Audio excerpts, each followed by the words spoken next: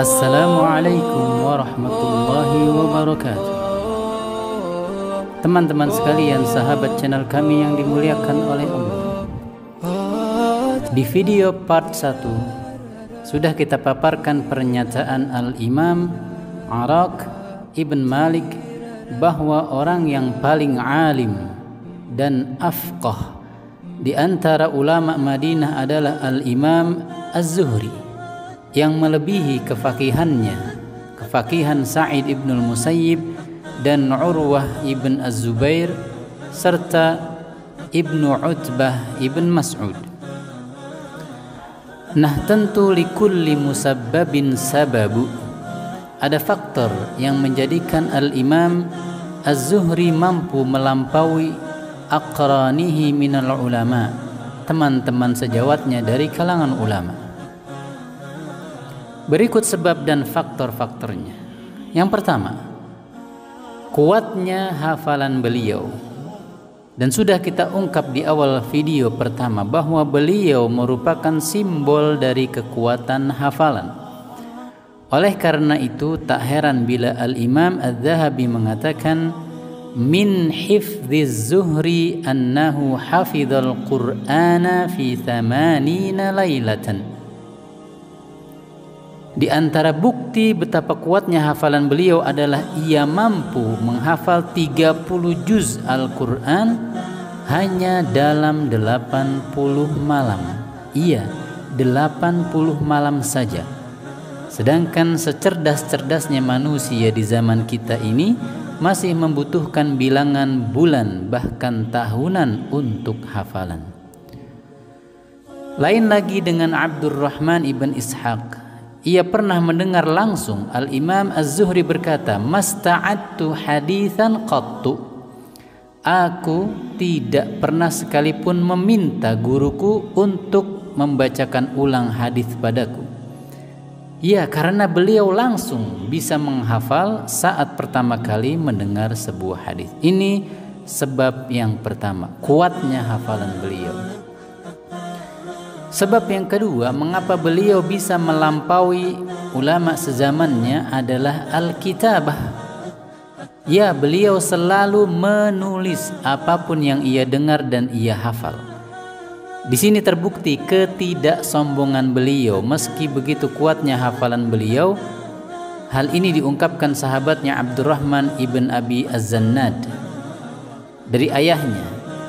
Aku pernah berkeliling menimba ilmu bersama Az-Zuhri dan ia selalu membawa-bawa lembaran-lembaran untuk mencatat. Bahkan menurut Salih ibn Kaisan, beliau bukan hanya menulis hadis namun juga menulis aqwal, qaul, ucapan-ucapan serta athar para sahabat Nabi. Adapun sebab yang ketiga adalah al-mudarasah. Setelah yang kedua al-kitabah, yang ketiga al-mudarasah atau al-mudzakarah. Ya, beliau selalu mengulang-ulang apa yang beliau sudah hafal dan tulis serta pahami. Ini menambah deretan bukti bahwa ia tidak hanya mengandalkan kuatnya hafalan semata dalam menimba ilmu dan menjaga ilmunya. Beliau dan juga Al-Imam Al-Auza'i berkata, "Innama yudhibul ilma an-nisyanu wa tarkul mudzakarah."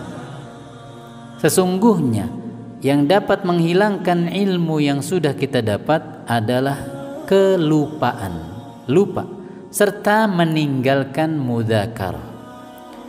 Bahkan Ya'qub ibn Abdurrahman mengungkapkan bahwa Al-Imam Az-Zuhri tak segan, apalagi malu, untuk muraja'ah hadis-hadis yang ia hafal dari Urwah ibn Az-Zubair bersama asisten rumah tangganya. Allahu Akbar, luar biasa.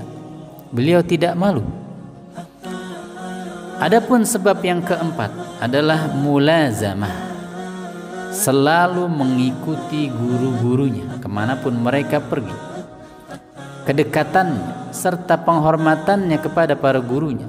Ya, mungkin inilah juga yang dimaksud perlu dan pentingnya beradab bagi yang berilmu. Beliau berkata, massat rukbati rukbata Sa'id ibn al-Musayyib thamana sinin. Lututku telah bersentuhan dengan lutut guruku, yaitu Sa'id ibn al-Musayyib, selama 8 tahun. Kita tentu hafal atau minimal ingat hadis Jibril saat mengajarkan Nabi di hadapan para sahabat mengenai iman, Islam, dan ihsan. Jibril yang menyerupai manusia menempelkan lututnya ke lutut baginda Nabi yang mulia. Ini adalah isyarah dan kiasan adab dan kedekatan antara guru dan muridnya. Sebab yang kelima adalah tercukupinya asupan ilmu beliau dengan menu yang beragam dari berbagai macam cabang ilmu, karena begitu banyaknya ulama di masa beliau hidup di sekitarnya. Dan sampailah kita pada faktor yang terakhir, yaitu al-akhdhu bil asbab, berusaha mencari dan mendapatkan faktor-faktor pendukung yang menguatkan proses menghafal, berfikir, dan menjauhi segala yang melemahkan hafalan dan menghalanginya. Apa saja faktor-faktor tersebut? Yang pertama, beliau selalu mengkonsumsi az-zabib, atau kita kenal dalam bahasa kita dengan kismis, sebagaimana dikisahkan oleh muridnya Ismail al-Makki. Ia mendengar gurunya tersebut berkata, man sarrahu an yahfadhal haditha falyakuliz zabib. Barang siapa yang ingin hafalan hadisnya begitu kuat, maka hendaknya ia konsumsi kismis. Al-Laits ibn Syihab juga berkata, annahu kana yusmiru 'alal asal. Kata Al-Laits ibn Syihab, beliau yaitu Al-Imam Az-Zuhri terbiasa untuk selalu mengkonsumsi madu. Ini diperkuat dengan ungkapan Ibn Wahab dari Al-Laits bahwa beliau mengatakan bahwa madu dapat menguatkan hafalanku. Ini diperkuat dengan ungkapan Ibn Wahab dari Al-Laits bahwa beliau mengatakan bahwa madu dapat menguatkan hafalanku, kata beliau.